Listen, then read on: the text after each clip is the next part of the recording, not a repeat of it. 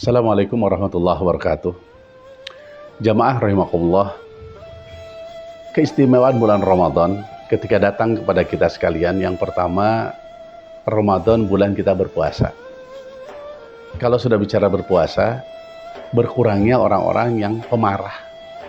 Karena ketika kita marah, ingat, pahala puasa kita tidak dapatkan.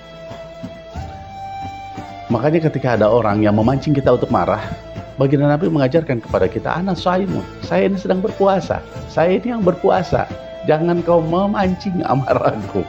Betapa luar biasanya baginda Nabi besar Muhammad SAW. Nah, oleh karena itu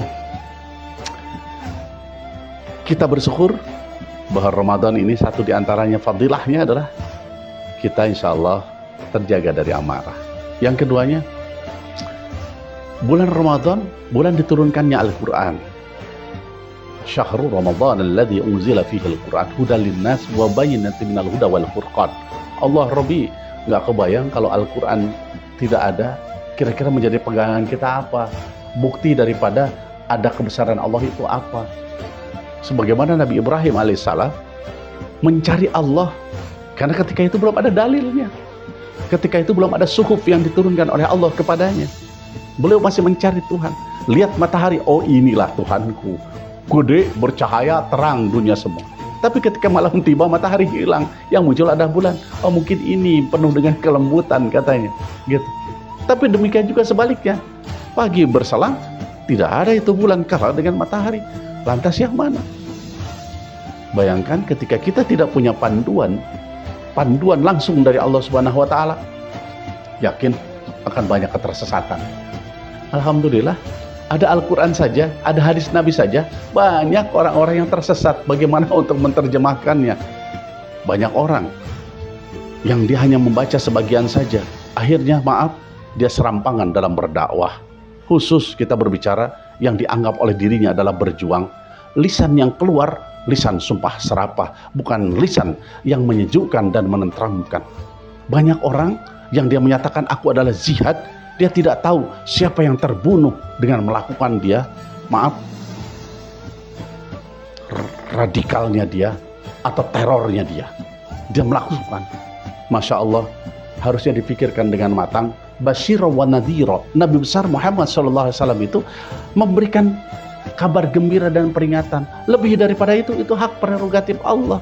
Aku menyampaikan, engkau tidak mau menerimanya, itu artinya Allah belum memberikan taufik kepada dirimu. Sudah, kita katakan saja dengan doa pada Allah, ya Allah, aku sudah menyampaikannya, namun dia adalah milikmu, dia ciptaanmu, sudah aku serahkan kepadanya. Di sisi yang lain, ya Allah, aku menyampaikannya dengan cara yang santun, karena tidak ada paksaan di dalam Islam. La ikraha fiddin qad tabayyana rusydu minal ghayy.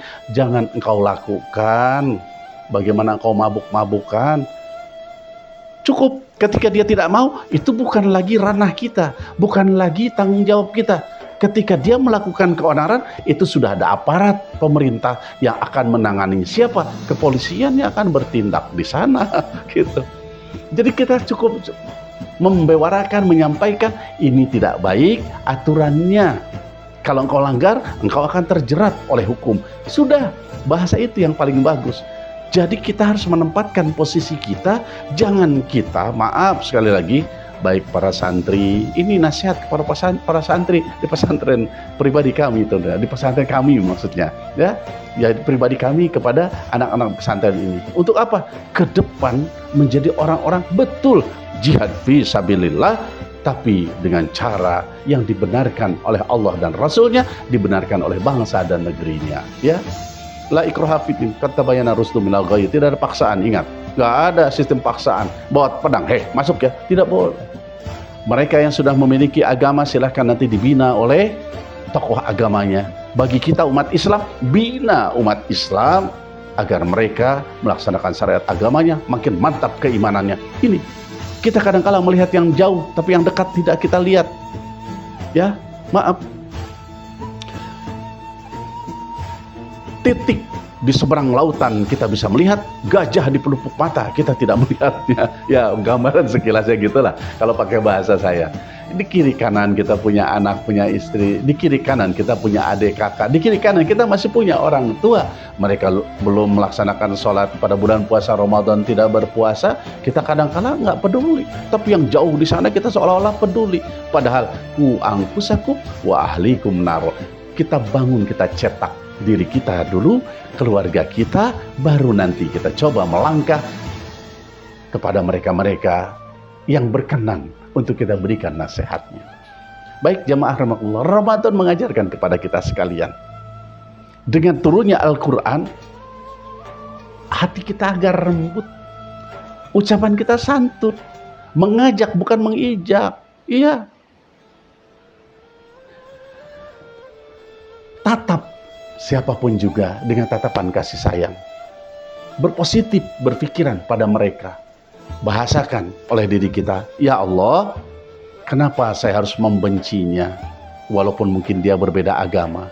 Kenapa saya harus kesal dan membenci dia berbeda paham dengan kita walaupun satu agama?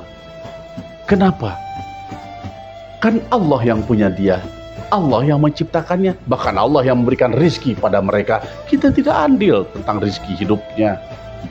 Tapi kenapa kita egois terhadap mereka? Ustadz, kan perjuangan. Ustadz, iya, perjuangan dalam hal apa?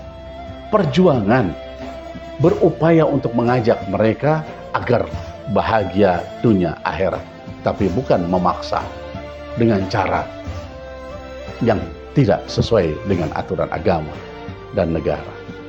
Kesempatan Ramadan ini kesempatan kita menjadi orang-orang yang lebih cerdas dan bijak mensikapi kehidupan, khusus terkait dengan membawa saudara-saudara kita, keluarga kita ke jalan yang Allah ridhoi. Al-Quran telah membimbing kita, syarat di dalam Al-Quran. Namun hadis Nabi besar Muhammad SAW sebagai bayannya perlu kita baca juga, agar kita bisa mendapatkan contoh darinya, agar kita bisa melihat bagaimana orang-orang yang keras, orang-orang yang begitu garangnya, semua tertunduk kepada baginda Nabi, patuh dan nurut. Assalamualaikum warahmatullahi wabarakatuh.